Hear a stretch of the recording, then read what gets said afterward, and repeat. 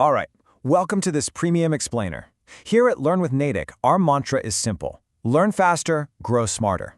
And today, we're setting the stage for a massive deep dive into the psychology of wealth. I mean, if you've ever sat there and wondered why do incredibly smart people do absolutely crazy things with their money, or why financial success sometimes feels completely disconnected from actual intelligence, well, you are absolutely in the right place. So let's just dive right into this explainer and really decode Morgan Housel's playbook for financial survival. We're going to blend some timeless money psychology with that ultimate hustle mindset. You know, in a world that is just obsessed with flashy lifestyles and flexing on social media, true financial power actually comes from a completely different place. It comes from a quiet, internal mastery. Because ultimately, inner peace, that is the greatest flex right now. And glowing up in silence is exactly the strategy we're going for. Okay, here's our agenda for today's mental wealth framework. We've got 6 parts to get through. Number 1, saving, income minus ego. Number 2, reasonable beats coldly rational. 3, history is merely surprises. 4, the margin of safety. 5, your future goals will change. And finally, number 6, volatility, fee, not a fine. Let's get into it. Starting things off with Section 1, saving, which is essentially just income minus ego. So, diving straight into Chapter 10 of Housel's work, we're basically going to flip the math of wealth on its head. The really crucial point here is that once you get past a certain level of just basic comfortable needs, spending money is mostly just a reflection of your ego, extending its peacock feathers for everyone to see. Real wealth isn't the fancy cars or those ridiculously expensive watches. Wealth is actually what you don't see. It's the accumulated leftovers. It's that intentional gap you create between your income and your ego. Building wealth fundamentally relies on, well, not giving a damn what other people think about you. Honestly, let that sink in for a second. The absolute most powerful way to increase your savings isn't necessarily to exhaust yourself trying to endlessly raise your income. It's to actively raise your humility. It's what lets you quietly accumulate assets without this immense, exhausting pressure to show off all the time. It really is that simple. Less ego equals more wealth. Moving right along to Section 2, reasonable beats coldly rational. As we get into Chapter 11, we really have to confront this reality that financial perfection is just an absolute myth. Listen, you are not a spreadsheet, okay? You are a complex, emotional human being. We constantly beat ourselves up for not executing this mathematically perfect, completely rational financial strategy. But the truth, trying to be coldly rational is a total trap. Aiming to be mostly reasonable is what actually works in the real world. Just consider Harry Markowitz for a second. This guy literally pioneered modern portfolio theory. He mathematically proved the absolute best way to invest. But do you know what he actually did with his own money? He completely ignored his own rational research. Yeah, he built a reasonable portfolio that was designed simply to minimize his future regret so he could actually sleep at night. So think about it. If the guy who literally invented the math doesn't use the math perfectly because he factors in his own human emotion, you definitely shouldn't hold yourself to the standard of a spreadsheet either. Okay, that brings us to Section 3. History is merely surprises. Shifting our focus to Chapter 12 now.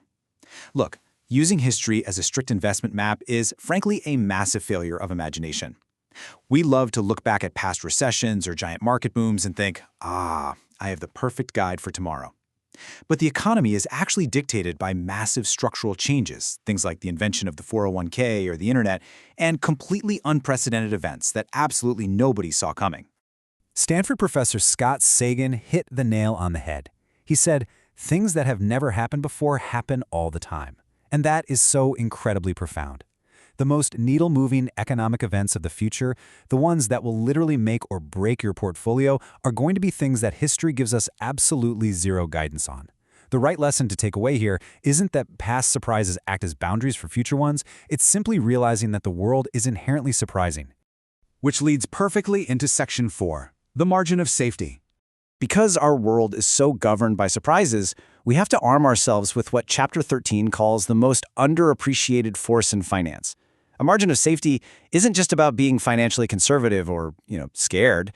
It's really about giving yourself the endurance to stay in the game long enough for the odds to actually fall in your favor. It's giving yourself room for error. It's this realization that you literally have to survive in order to succeed. The higher your margin of safety is, the smaller your actual edge needs to be to win over the long run. See, a spreadsheet might tell you that, hey, based on your cash flow, you can comfortably handle a 30% drop in your assets. But a true margin of safety accounts for the harsh mental reality of that drop. Can you actually handle the emotional exhaustion of tucking your kids in at night, staring blankly at the ceiling, and wondering if you've completely ruined your family's future? Having a gap between what you can technically endure on paper and what is actually emotionally possible for you is absolutely crucial.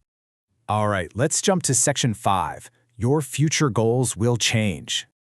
Moving into Chapter 14, we really need to talk about our future selves, because we constantly, and I mean constantly, underestimate how much we are going to change. Psychologists actually have a name for this. They call it the end of history illusion. We all walk around falsely believing that we have finally become the exact permanent person we are going to be for the rest of our lives. But just think about it. An 18-year-old choosing a career trajectory has literally no idea what their 30-year-old self will want once they become a parent. It's a totally different ballgame.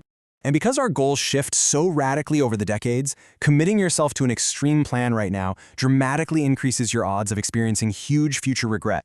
If you choose endless, stressful hours of hustle today, or, on the flip side, absolute crushing austerity just to save every single penny, your future self might deeply, deeply resent those extremes.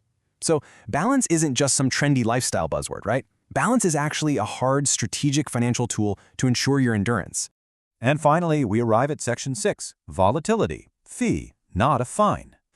Let's dive right into Chapter 15 and look at the absolute cost of admission when it comes to building wealth. When the stock market suddenly drops by, say, 20%, it feels incredibly painful, doesn't it? It feels exactly like getting a traffic fine, a punishment for doing something wrong that you should have somehow avoided. But successful investors completely reframe this. They don't look at it as a fine, they see it as a fee. Think of it like buying a ticket to Disneyland. That ticket isn't a punishment for going to the park, right? Market volatility is just the entirely normal, expected fee that you have to pay for those long-term, compounding gains. You see, market returns are never, ever free. And trying to cheat this system by somehow avoiding the fee altogether, that is incredibly dangerous. Historically, massive companies like GE or Freddie Mac tried to spread out their gains using clever accounting tricks, all to create this illusion of perfectly smooth, penalty-free growth for their investors. But here's the reality. The money gods just don't let you skip the fee. Eventually, that bill always comes due, usually in the form of mammoth, catastrophic losses. You just have to accept the uncertainty as the absolute cost of admission. So, as we wrap up this explainer, I want to leave you with a thought. The ultimate question isn't whether you want the final result of building wealth. I mean, everybody wants that. The real question is whether you have the mental fortitude to pay its hidden price. Are you willing to accept the constant surprises, maintain your humility, and view all that terrifying volatility simply as the cost of admission? So ask yourself, are you ready to pay the price? Keep growing smarter, and I will catch you in the next one.